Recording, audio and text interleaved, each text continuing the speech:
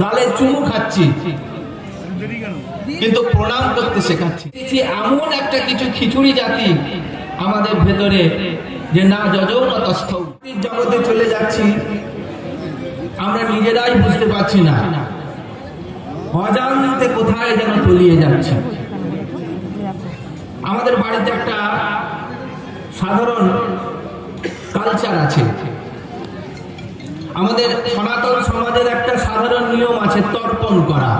তর্পণ করতে গেলে ঠাকুর মশাই আপনাদের জিজ্ঞেস করবে বাবার নাম বলুন, তার বাবার নাম বলুন, তার বাবার নাম বলুন, তার বাবার নাম বলুন। আমরা হয়তো বাবা বা দাদুর বলতে পারবো, তারপরে আমরা আমাদের বংশ পরিচয় জানি না।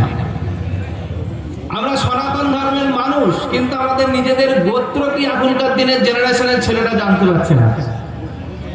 যদি নিজের গোত্র, নিজের সম্মান, নিজের মানে যাকে বলে বংশ পরিচয় যদি আমরা না জানতে পারি, তাহলে পরে আমাদের এই ভূমির প্রতি, এই দেশের প্রতি আমাদের কিভাবে আন্তরিকতা জাগতে পারে। গীতায় ভগবান বলছেন স্বল্পম অল্পস্য ধর্মস্য ত্রায়তে মহতো ভয়াৎ।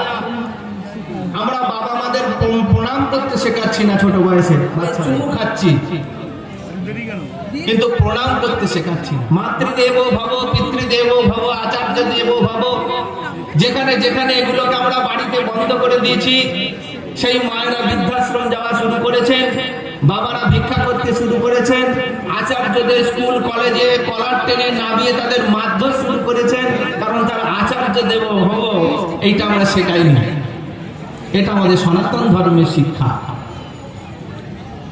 আমরা অতিথি দেব ভব শিখিয়েছি, সনাতন ধর্মের ঋষিরা শিখিয়ে গেছেন সহজ পাঠ, প্রাথমিক পাঠে, যে অতিথি দেব ভব। আমরা শিখেছি বসুধৈব কুটুম্বকম, এই আদর্শ আমরা বলেছি। কিন্তু আজকে আমরা সনাতন ধর্মের মানুষ আমাদের নিজ নিজ শিক্ষা ভুলে গেছি। ভুলে গিয়ে আমরা এসেছি এমন একটা কিছু খিচুড়ি জাতি আমাদের ভেতরে যে না যজৌ না তস্থৌ, যার দ্বারা কিছুই আমাদের জীবনের প্রাপ্ত হওয়া সম্ভব নয়। সেই জন্যে সাধু সন্ত যারা আশ্রম মঠ মন্দিরে রয়েছেন, তারা তার তো প্রচার করেই যাচ্ছেন। ধর্মসভা এগুলো প্রচার হলে পরে আমরা সাধারণ পাবলিক সেখানে যাব না। কেন যাব না? না ওখানে সব গুরুদের কথা বলে, মাকে প্রণাম করা, বাবাকে প্রণাম করা, এগুলো নাকি আমাদের ব্যাকডেটের কথা হয়ে গেছে। কিন্তু ওইখানেই সবকিছু লুকিয়ে আছে আমাদের ধর্মের মূল কথাগুলো। অতএব সনাতন ধর্মের মানুষ যে মর্যাদা রামচন্দ্র দেখিয়ে দিয়ে গেছেন, নিজের মায়ের প্রতি কর্তব্য করে, বাবার প্রতি কর্তব্য করে, আজকে রামচন্দ্রের সেই পুণ্য প্রতিষ্ঠা তিথিতে আমরা সাধু সন্তরা সেইটাই প্রতিষ্ঠা করতে চাইছি। রাম রাজ্য প্রতিষ্ঠিত হোক, আদর্শবান চরিত্রবান মানুষের জাগরণ হোক। একশ্চন্দ্র তম হন্তি নচ তারা শতৈরবি। সে যুগেও ছিল না, সে যুগেও আদর্শের ঘাটতি ছিল। বশিষ্ঠদেব রামচন্দ্রকে নিয়ে চলেছেন নিজের আশ্রম পাহারা দেবার জন্য, খর দূষণের অত্যাচার থেকে ঋষিকুলকে বাঁচাবার জন্য। রাস্তা দিয়ে যেতে গিয়ে একটা সাদা বিশাল পাহাড় দেখতে পেলেন। রামচন্দ্র জিজ্ঞেস করলেন ঋষিকে যে শিবার, এই বিশ্বামিত্র ঋষি, এই সাদা পাহাড়টা খুব সুন্দর দেখতে লাগছে দূর থেকে, কিন্তু এটা কিসের পাহাড়?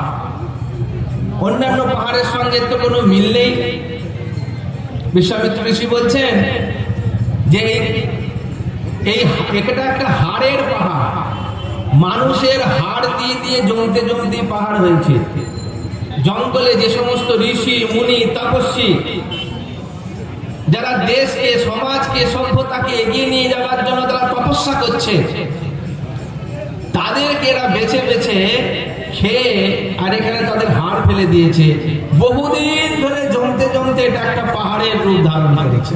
চিন্তা করুন রামায়ণের যুগের কথা, যেখানেও এই অত্যাচার ছিল। যুগে যুগে অত্যাচার থাকবেই, কিন্তু তার সঙ্গে সঙ্গে আমাদেরও আমাদের আদর্শ জীবনের প্রবাহকে প্রবাহিত করে নিয়ে যেতে হবে। আজকের যে সংকট মুহূর্ত আমরা দেখতে পাচ্ছি, এই সংকট আমাদের আবার চুনৌতি দিচ্ছে, আবার এগিয়ে যাবার চুনৌতি দিচ্ছে। আমাদের একটা মন্ত্রে বলা হয় সমাজভ্যান্তর সূচি। সুচিতা কেবলমাত্র বাইরে আমরা হিন্দু হিন্দু দেখালে চলবে না, সুচিতা অন্তরও আনতে হবে, যেখানে আমরা নিজের ব্যক্তিগত জীবনে, নিজের গৃহস্থ জীবনে, নিজের পারিবারিক জীবনে, নিজের ছেলে মেয়েদের কাছেও আমরা সেই আদর্শকে রাখতে পারি।